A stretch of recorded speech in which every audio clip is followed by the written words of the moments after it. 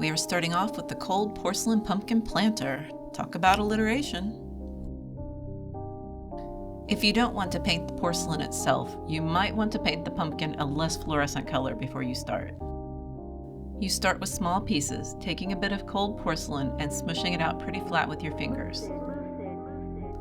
Then you just press it directly onto the pumpkin, all the way around. I left the top and bottom free of porcelain. This will take a few days to cure, and you will have a pumpkin that looks like this. Don't worry if it looks bumpy, pumpkins are naturally bumpy. This is my cold porcelain. I will be doing a video about recipes and tricks for use sometime soon for those who are curious. After it's cured, you're going to pick your colors. I'm basing this on a blue doll pumpkin, so I am mixing sage green and some black acrylic paints until I like the base color. Then I just paint it on. The hole in the bottom was a failed experiment of removing the styrofoam. Here's my inspiration pumpkin. I'm going to try to copy some of the color variations to my little guy. I'll start by dry brushing a lighter shade on the pumpkin, mostly on the tops and the high points of the ridges.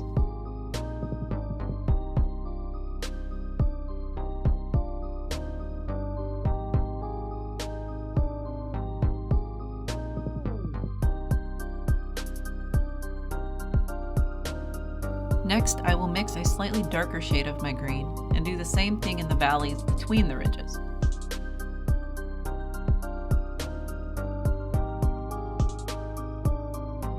Don't worry if it looks harsh at first, just keep blending it out.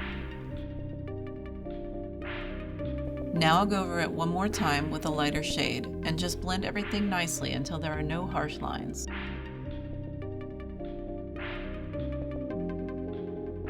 And lastly, pop in some fake florals that match your color scheme.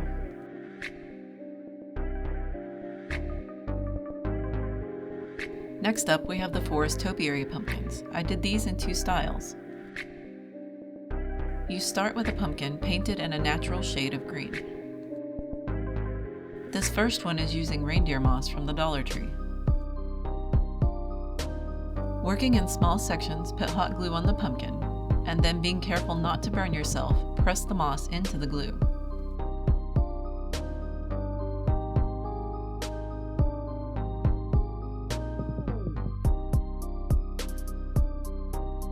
Cover the pumpkin in moss. Don't worry about the bottom.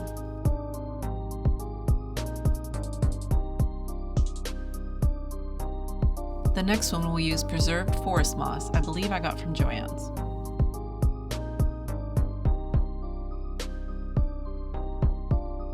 We will cover this one in the same manner as the other one.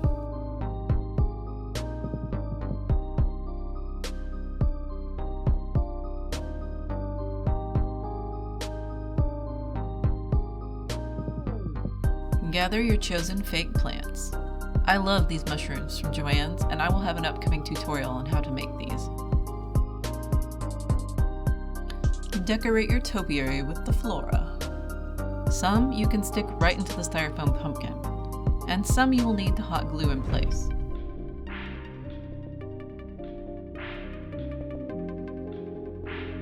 How you place things on there is purely a matter of your own color scheme and tastes. Get creative. Here's how they both turned out.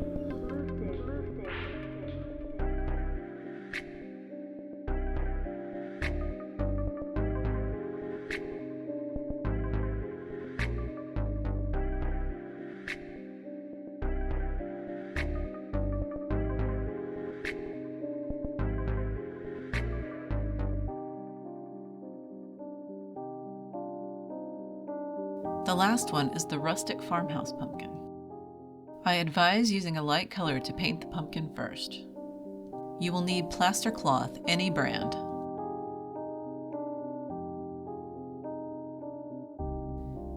You can also use plaster of Paris and medical gauze. I'll give details on that in a future video. Cut a pile of strips from your plaster cloth.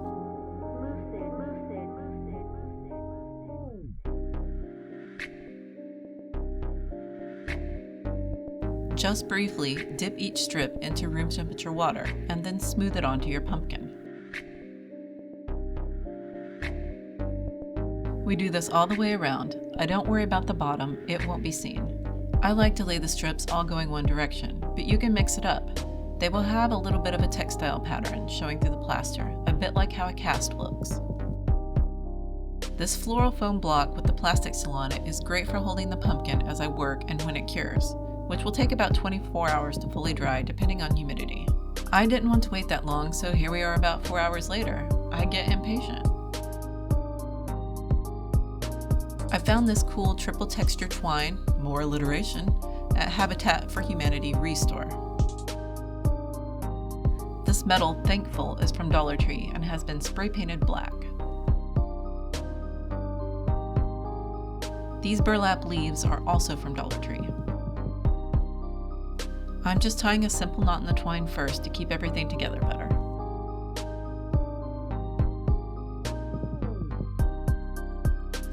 Starting on the bottom of the pumpkin, put a fairly generous glob of hot glue and carefully press the knot you just made into it.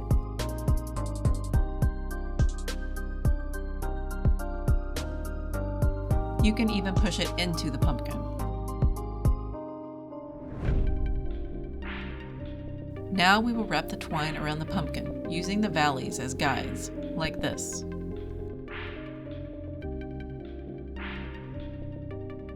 These pumpkin lumps aren't uniform.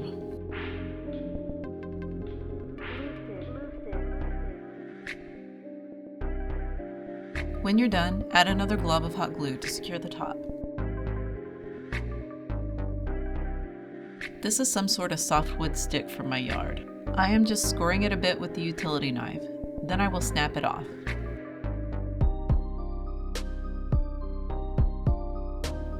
This becomes your pumpkin stem.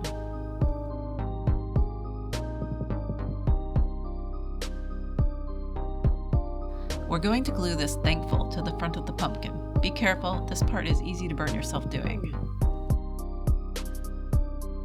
Here's where my impatience works against me. Since the plaster still had a lot of moisture, I was having some trouble getting the glue to stay put.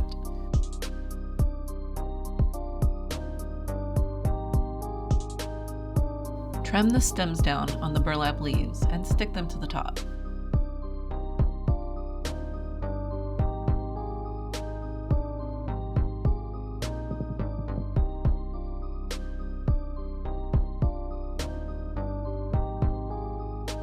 All done! I used some candle holders, a large platter, and fake fruit, all from thrift stores, Dollar Tree fall leaves, a glitter crow from Michael's that I toned down with black chalk paint, and pine cones from the yard to style the rest of the centerpiece. Thanks for watching, hope you enjoyed. Please like and subscribe, it would mean a lot.